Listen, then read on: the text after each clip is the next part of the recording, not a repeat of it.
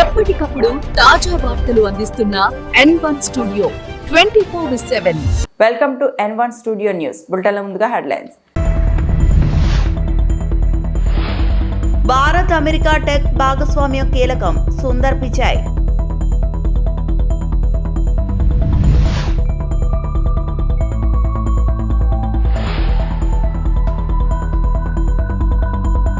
Delhi AI సదస్సులో Telangana CM Revanth Reddy పాల్గొన్నారు.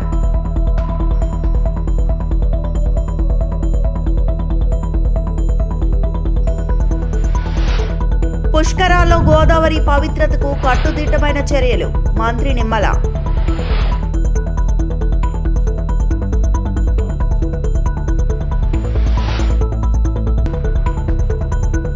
నందమూరి బాలకృష్ణ హిందూపురంలో సొంతింటి నిర్మాణానికి భూమి పూజ.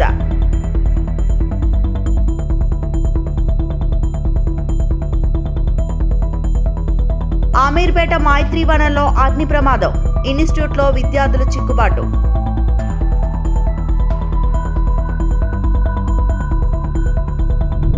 ఏఐ ఇంపాక్ట్ సమ్మిట్ సందర్భంగా ప్రధానమంత్రి నరేంద్ర మోదీ న్యూఢిల్లీలో ఏఐ మరియు డీప్ టెక్ స్టార్టప్ సంస్థల సీఈఓలతో సమావేశమయ్యారు. సాంకేతిక రంగంలో భారత్ను ప్రపంచ నాయకత్వం స్థాయికి తీసుకెళ్లే దిశగా ఈ సమావేశం కీలకంగా నిలిచింది. ఈ సమావేశంలో కృత్రిమ మేధస్సు, machine learning, semi conductors, quantum computering, data security వంటి రంగాల్లో పనిచేస్తున్న స్టార్టప్ సంస్థల ప్రతినిధులు పాల్గొన్నారు.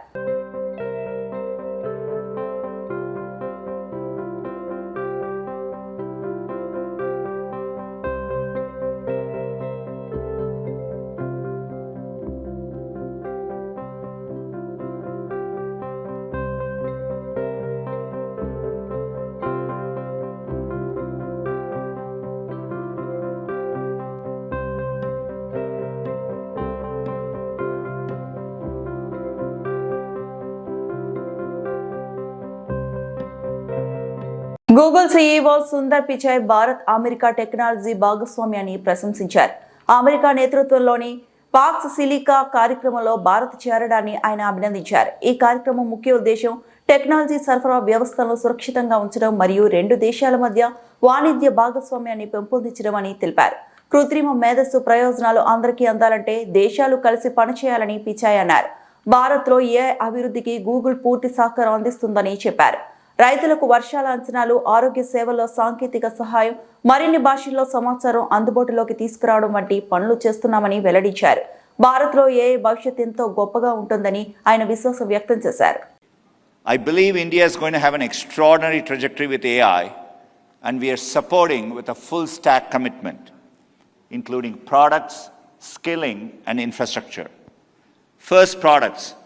We are working on building AI products and solutions for Indian consumers and businesses. To empower India's incredible developer community, we've already contributed 22 Gemma models to AI Kosh. And we are working closely with the government to bring AI applications with real-world impact, be it through delivering timely monsoon forecasts to farmers, helping healthcare workers screen for diseases like diabetic retinopathy, or making information and services accessible in more languages. Our commitment extends to reimagining the products people use every day. As one example, AI is changing the way people use search. Indian users are amongst the highest adopters of voice and visual search globally. Our scam detection features with Circle to Search and Lens are used in India more than anywhere else. The Gemini app is growing rapidly across the world, and it's available in 10 languages spoken in India. And YouTube supports a vibrant ecosystem of Indian content creators sharing music, arts, and culture with the world. Second, skilling.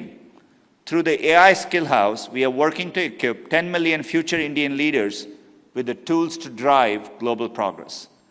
We are also partnering with Vadvani AI to reach students and early career professionals with their Google AI certificate, which we announced earlier this week. Third, infrastructure. Last year, we announced a $15 billion investment in Indian infrastructure with the AI hub in Vizag at the center. This hub will house gigawatt-scale compute. When finished, it will bring jobs and the benefits of cutting-edge AI to people and businesses across India. Building on this, we recently announced the India-America Connect Initiative, which will deliver new subsea cable routes to connect the US, India, and multiple locations across the Southern Hemisphere. Combined with our existing cable systems, this initiative will significantly expand the digital trade routes and serve as a literal bridge between our two countries. Of course, none of this would be possible without stable supply chains built on a foundation of shared trust. Products, subsea cables, AI hubs are all dependent on a complex flow of goods and components across borders. ఢిల్లీలో జరుగుతున్న AI సదస్సులో Telangana CM Revanth Reddy పాల్గొన్నారు. AI ఏషియాకు ఇప్పటికే మొదలైందని అన్నారు. గతంలో పారిశ్రామిక విప్లవం వచ్చింది, ఇప్పుడు సాఫ్ట్వేర్ విప్లవం నడుస్తోంది. ఏఐ రంగంలో భారత్ గ్లోబల్ లీడర్గా ఎదగాలి. ఏఐ అభివృద్ధి కోసం ప్రత్యేకమైన వార్ రూమ్ ఏర్పాటు చేయాలి. ఏఐ వార్ రూమ్ కోసం హైదరాబాద్ ఎంతో అనువైన ప్రదేశం. హైదరాబాద్లో ఏఐ వర్సిటీని ఇప్పటికే సకల వసతులతో ఏర్పాటు చేశాం. ఏఐ రంగంలో ఎన్నో అవకాశాలు ఉన్నాయి, వాటిని భారత్ అందిపుచ్చుకోవాలి. ఏఐలో స్టార్టర్లను ప్రోత్సహించాలి. ప్రతి 6 నెలలకు ఒకసారి హైదరాబాద్ వంటి ప్రదేశంలో ఏఐ సదస్సులు జరగాలి అని రేవంత్ అన్నారు. ప్రపంచంలోని టెక్నాలజీ దిగ్గజాలన్నీ ఈ సదస్సుకు వచ్చాయని, ఆలోచనలే మన జీవితాల్లో మార్చివేస్తాయని చెప్పారు. మనిషి కంటే ఏఐకి ఎక్కువ తెలివితేటలు ఉన్నాయి అని సీఎం రేవంత్ రెడ్డి అన్నారు. Today, we are witnessing the rise of our greatest invention, that is AI. Artificial intelligence has made a GPU chip more intelligent than humans. It can write poetry and reports, make films and presentations, and it knows almost everything. These days, people say on social media that humans are not the most intelligent anymore. Race has already begun. We see leadership of a few countries, companies, and people. India missed the industrial revolution and the manufacturing revolution. We played a role in services revolution, especially software and telecom. But even in software, we created services but not global products. Google search, Google Maps, Twitter, Facebook, YouTube, and WhatsApp. We Indians use them. We Indians work in these companies, but we don't own them. We did not create them. There are two ways any country can influence a global trend: use or produce. With AI, we have to both produce and use. India must become a leader in all layers of AI: chips, green energy, data storage, platforms, applications, and services.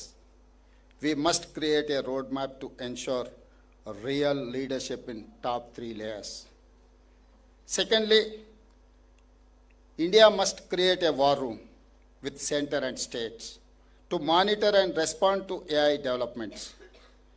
An AI war room for India is crucial because developments in AI can be very quick.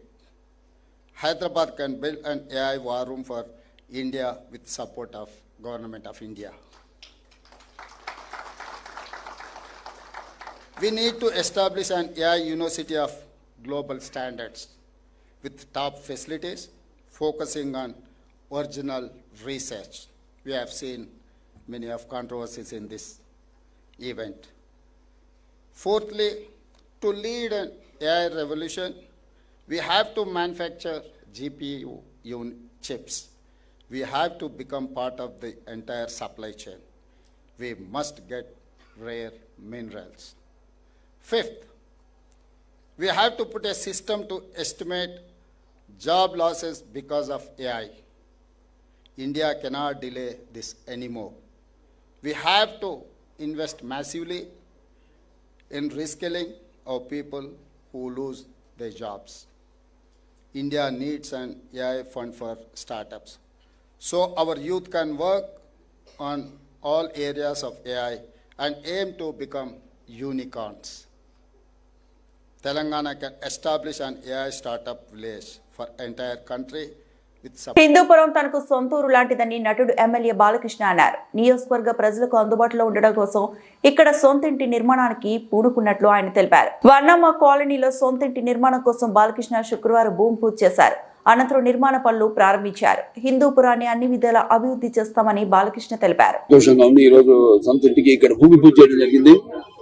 మరి తెలుగువాడి గుండె ధైర్యం, తెలుగు తేజం అన్న నందమూరి తారక రామారావు గారు అందరికీ అన్నగారు, నాకు నాన్నగారు.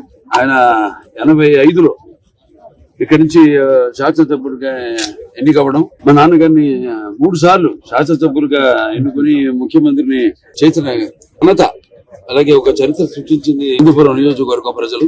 మరి ఆయన కొడుకు, ఆయన వారసుడిగా, ప్రజా నాయకుడిగా నన్ను కూడా 3 సార్లు ఇక్కడి నుంచి ఎన్నుకోవడం, అలాగే ఎంత ఘనమైన విజయాన్ని ఇచ్చిన హిందూపురం నియోజకవర్గం ప్రజలందరికీ ఘనంగా అభివృద్ధి చేయాలి అన్న సంకల్పంతో శరవేగంగా ఇవాళ ఇక్కడ భూమి పూజ చేసి ఒక ఇల్లు కట్టుకోవాలి, ఇక్కడ నాకు ఉండాలి ఒకటి అన్న ఒక ఉద్దేశంతో ఉన్నాను. ఇంతకుముందు ఇక్కడ దీంట్లో ఉన్న అందరికీ చేరువుగానే ఉంటున్నాం. అందరూ నా దారిలోని బాటలోనే అందరూ కూడా ఇక్కడ ప్రజా నాయకులు అయితేనేమి, లేకపోతే కార్యకర్తలు అందరూ కూడా నడుస్తున్నారు, అందరూ అడుగుతున్నారు ఇక్కడ ప్రజలు మీరు ఇల్లు కట్టరా ఇక్కడ అని. కానీ ఎక్కడైతే సరే ఇక్కడ నాకు ఆ కళామ తల్లి ఆ కళారంగాన్ని నాకు ఇచ్చి, అలాగే ఇక్కడ హిందూపురం నియోజకవర్గం సేవలు అందించడానికి ఆయన 3 సార్లు, ఇప్పుడు 3వసారి మళ్ళీ ఇక్కడి నుంచి ఎన్నికయ్యే, అలాగే సేవ చేసే భాగ్యం. అలా క్యాన్సర్ హాస్పిటల్ ద్వారా ప్రపంచంలోనే 1వ స్థానంలో ఉంది క్యాన్సర్. మరి దానికి ఇల్లు కట్టడం, అలాగే నాకు కట్టాలని, ఎందుకంటే నేను ఇవాళ ఏ వస్తునో నాకే తెలియదు. నేనేమో పుట్టింది చెన్నైలో, నేనంతా పెరిగింది హైదరాబాద్ లో. ఇప్పుడేమో అవిభక్త ఆంధ్ర రాష్ట్రం. ఇవాళ అంటే రాష్ట్రాలు వేరైనా మన అంతరంగాలు ఒకటేనన్నా, ధ్యాసలు వేరుగా ఉన్న మన భాష తెలుగు భాష అన్నారు తారక రామారావు. అలాగే ఆయన అడుగుజాడల్లో నడుస్తూ ఎవరు ఎక్కడున్నా కూడా తెలుగు వాళ్ళు. నేను పెరిగిందంతా హైదరాబాద్ లో. నేను ఇవాళ సరే జూబ్లీహిల్స్ ఇల్లు ఉందంటే అది నాన్నగారు మాకు ఆయన కట్టించి ఇచ్చింది. నాకు జూబ్లీహిల్స్ నిల్లుపుడు. ఇవాళ నా సొంతంగా నేను ఇల్లు కట్టుకుంటా అంటే హిందూపూర్ నా నేను సొంతంగా. అది నాకు సొంత ఊరు అంటే ఇప్పుడు హిందూపూరు. అది నా అడ్రస్, కేర్ ఆఫ్ హిందూపూర్. పుష్కరాల సమయంలో గోదావరి పవిత్రతను కాపాడేలా కాలుష్యానికి గురి కాకుండా చర్యలు తీసుకుంటామని ఏపీ మంత్రి నిమ్మల రామానాయుడు తెలిపారు. గోదావరి నది కాలుష్యంపై ఎమ్మెల్యే నల్లమిల్లి రామకృష్ణారెడ్డి శాసనసభలో అడిగిన ప్రశ్నకు మంత్రి సమాధానం ఇచ్చారు. పుష్కరాల నిర్వహణకు సంబంధించి ఇప్పటికే మంత్రివర్గ ఉపసంఘం ఏర్పాట్లు అయిందని తెలిపారు. భక్తులకు ఎలాంటి ఇబ్బందులు కలగకుండా తగిన చర్యలు తీసుకుంటామన్నారు. కాలంలో వ్యర్థాలు తొలగించామని జనసేన ఎమ్మెల్యే బొలిశెట్టి శ్రీనివాస్ కోరగా తగిన చట్టాలు చేసే విధంగా ఆలోచనలు చేపట్టనున్నట్టు మంత్రి నిమ్మల తెలిపారు. 2027వ సంవత్సరంలో మరి 26/6/2027 నుండి 7/7/2027 అంటే 12 రోజుల పాటు ఈ యొక్క గోదావరిలో జరిగేటువంటి పుష్కరాలు ఒక ఆధ్యాత్మికమైనటువంటి వేడుకలు. ఈ యొక్క పుష్కరాలు అటువంటి ఆధ్యాత్మికమైన వేడుకలు జరిగేటువంటి పుష్కరాల సందర్భంగా నది యొక్క పవిత్రతను కాపాడేటువంటి విధంగా, కాలుష్యాన్ని నియంత్రించేటువంటి విధంగా ఖచ్చితంగా ఈ ప్రభుత్వం అత్యంత నిబద్ధతో వ్యవహరిస్తుంది. అందులో భాగంగానే గౌరవ ముఖ్యమంత్రి గారు కూడా ఈ పుష్కరాలను దృష్టిలో పెట్టుకునే ఒక కేబినెట్ సబ్ కమిటీని కూడా నియమించడం, అదేవిధంగా దీంతో ఒక రివ్యూ మీటింగ్ కూడా ముఖ్యమంత్రి గారే స్వయంగా తీసుకుని ఈ యొక్క శాఖలు అంటే ఇందులో అన్ని శాఖలు కూడా మిళితమై ఉన్నాయి.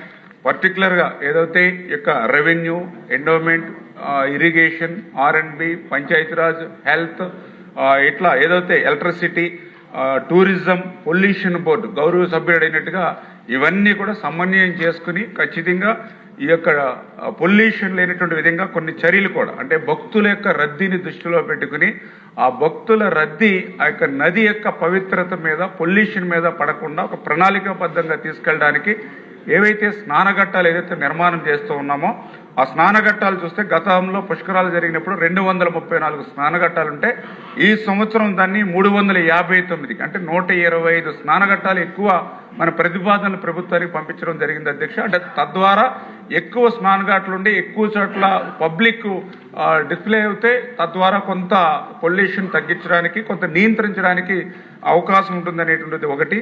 రెండోది వ్యర్థాల నిషేధం. ఇప్పుడే గౌరవ సభ్యులు చెప్పినట్లుగా వాస్తవం అధ్యక్ష, ఈవేళ నదుల్లో కానీ కాలువల్లో కానీ జంతు కలేబరాలు కానీ డ్రైన్స్ కానీ ఇవన్నీ కూడా ప్లాస్టిక్ కానీ ఇవన్నీ కూడా కాలువల్లోనే డస్ట్బిన్లుగా వాడుతున్నటువంటి పరిస్థితుల్లో ఈ యొక్క ప్లాస్టిక్ వ్యర్థాలన్నీ కూడా క్లియర్గా మనం దాన్ని నియంత్రించి నిషేధం కూడా విధించడం జరిగింది అధ్యక్ష.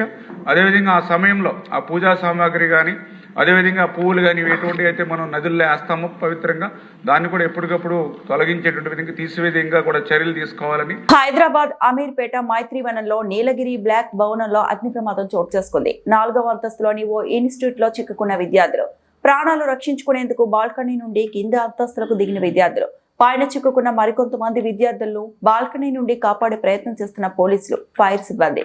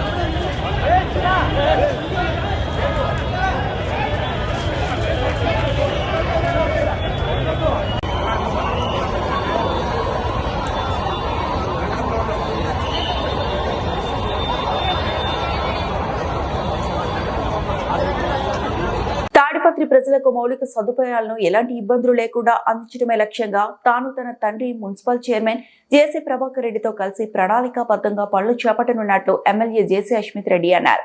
తాడిపత్రిని డ్రీమ్ సిటీగా భవిష్యత్ తరాలకు దేశానికి చూపించడమే తమ ధ్యేయమని, అందులో భాగంగానే తాడిపత్రిలో పలు అభివృద్ధి పనులను చేపట్టేందుకు నేడు భూమి పూజ కార్యక్రమాలను చేపట్టడం జరిగిందన్నారు.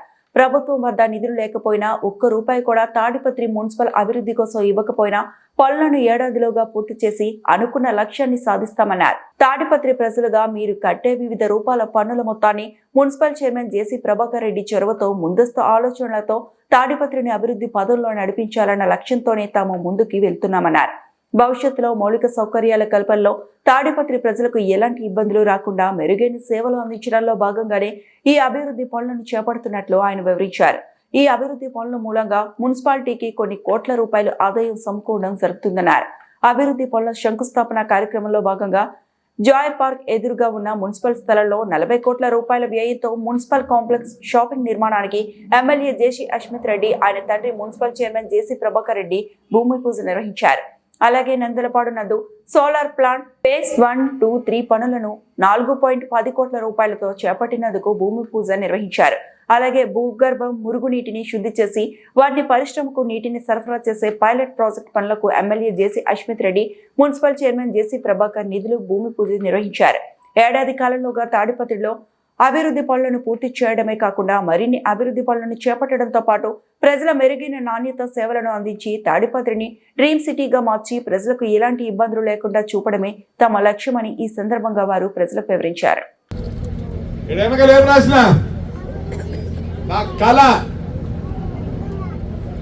నేను కూడా మీ మాదిరే డబ్బులు సంపాదాలంటే దండిగా సంపాద తెలివి ఉంది, దండిగా ఇచ్చినాడు దేవుడు. కానీ నాకు ఒక్కటే సంతోషం,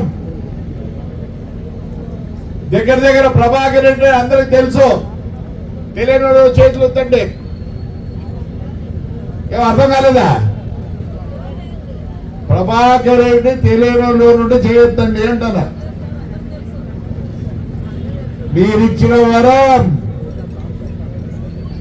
నేను ఏది ఆలోచకూడదు, ఈ ఊరు ఎక్కడో తీసుకెళ్లాలని ఉంది. మా నాన్న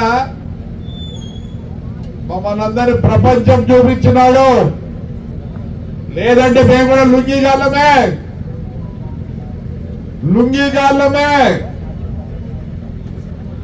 దేవుడిచ్చిన వరం. మా నాన్నకు ఆలోచన రావడం. మన మున్సిపల్ ఆఫీస్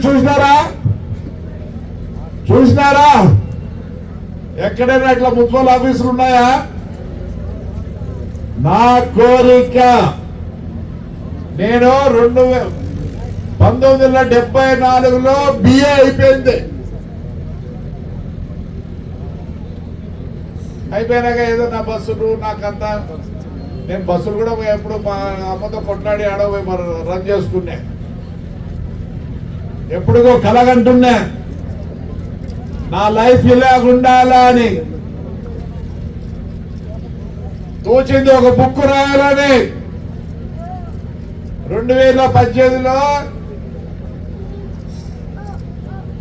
బిఏ ఉంటే బుక్ రాయలేం, పోస్ట్ గ్రాడ్యుయేషన్ ఉండాలా. ఒక డ్రీమ్, ఒక కళ. ఏం తెలుసా? Without the assistance of the government, how to develop a municipality and Panchayat. ఆ ఆలోచన ఎప్పుడు అదే ఆలోచనే. ఇప్పుడు మా అమ్మ చెప్పింది, ఎప్పుడు ఆలోచనేది. మరి నాకు దేవుడు ఆ పుట్టిలేదే, అందుకే నీ ఇంతమందిని నాకు ఇచ్చినాడు. విశాఖ ఆంధ్ర యూనివర్సిటీలో ఏబీవీపీ కార్యకర్తలైన విద్యార్థులపై దాడి నేపథ్యంలో ఏబీవీపీ కార్యకర్తలపై దాడి చేసిన ఎస్ఎఫ్ఐ నేతలను అరెస్టు చేయాలని డిమాండ్ చేస్తూ ఆంధ్ర యూనివర్సిటీ మెయిన్ గేట్ ఎదుట నిరసన కార్యక్రమం జరిగింది. ఈ సందర్భంగా ఏబీవీపీ విద్యార్థి సంఘ నేతలు, ఏబీవీపీ రాష్ట్ర కార్యదర్శి వెంకటగోపి మాట్లాడుతూ విద్యార్థుల పేరిట ఎస్ఎఫ్ఐ గూండాలు దాడి చేయటాన్ని ఖండిస్తున్నామని, వీరిపైన యూనివర్సిటీ వీసీ తగిన చర్యలు తీసుకోవాలని, అదేవిధంగా ఆర్ఎస్ఎస్ శాఖకు సంబంధించి విద్యార్థులు వారే స్వయంగా నడుపుకుంటారని, పీజీ పేరిట దేశవ్యాప్త యూనివర్సిటీలో అడ్మిషన్ లేకుండా తిష్టవేసిన కమ్యూనిస్టులకు బయటకు పంపిస్తే విద్యా వ్యవస్థ బాగుపడుతుందని, అలాగే ఏబీవీపీ ఈ సంఘటనలో ఎవరిపైన కంప్లైంట్ చేసిందో వారందరిపైన పోలీసులు తక్షణమే చర్యలు తీసుకోవాలని డిమాండ్ చేశారు. నమస్కారం, నా పేరు వెంకటగోపి, ఏబీవీపీ రాష్ట్ర కార్యదర్శి.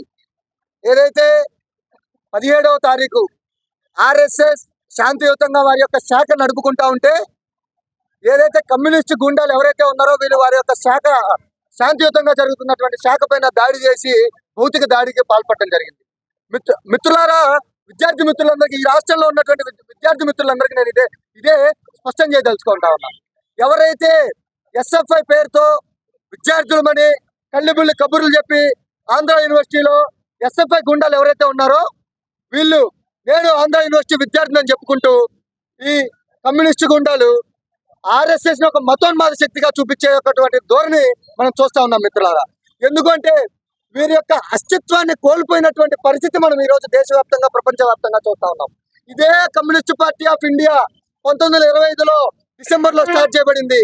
ఇదే ఆర్ఎస్ఎస్ రాష్ట్రీయ స్వయం సేవక్ సంఘ్ అదే 1925 విజయదశమి నాడు మొదలవడం జరిగింది. మనందరం చూస్తా ఉంటే కమ్యూనిస్టు పార్టీ యొక్క సిద్ధాంతాలను దేశం మొత్తం ప్రతి ఒక్క సంఘము కూడా, ప్రతి ఒక్క విద్యార్థి విభాగం కాకుండా సమాజంలో ప్రతి ఒక్కరు కూడా చీకొట్టినటువంటి విధానం మనం చూస్తా ఉన్నాం. అదే ఆర్ఎస్ఎస్ ఆంధ్ర యూనివర్సిటీ యొక్క విద్యార్థులమని చెప్పుకుంటూ ఎస్ఎఫ్ఐ గుండాలు ఈ రోజు యూనివర్సిటీ లోపల క్లాస్ తిరిగి మీరు సింపతి గెయిన్ చేయడం కోసం, విద్యార్థులు తప్పుగా పట్టించడం కోసం ప్రయత్నిస్తా ఉన్నారో వీళ్ళందరి మీద కఠిన చర్యలు తీసుకోవాలని వీసీ గారు డిమాండ్ చేస్తా ఉన్నాం. అదే విధంగా ఆర్ఎస్ఎస్ యొక్క శాఖ ఇక్కడ ఉన్నటువంటి విద్యార్థులు స్వయంగా వాళ్ళు నడుపుకుంటారు. వారికి ఎటువంటి అర్థం వచ్చినప్పటికీ కూడా వీసీ గారు కఠిన చర్యలు తీసుకోవాలి. ఇదే విధంగా ఇక్కడ ఉన్నటువంటి వైస్ ఛాన్సలర్ గారిని మేము తీవ్రంగా మాట్లాడుతూ ఉన్నాం. ఏంటంటే అంటే ఎవరైతే ఈ గుండాయిజానికి యూనివర్సిటీలో పాల్పడతా ఉన్నారో వీరందరిపైన చర్యలు తీసుకోవాలి. ఏబీవీపీ ఏదైతే కంప్లైంట్ చేసిందో పోలీస్ స్టేషన్కి వెళ్ళి వీళ్ళందరి పైన కంప్లైంట్ రిజిస్టర్ చేసి తక్షణమే వాళ్ళందరినీ అరెస్ట్ చేయాలని ఏబీవీపీ డిమాండ్ చేస్తా ఉంది.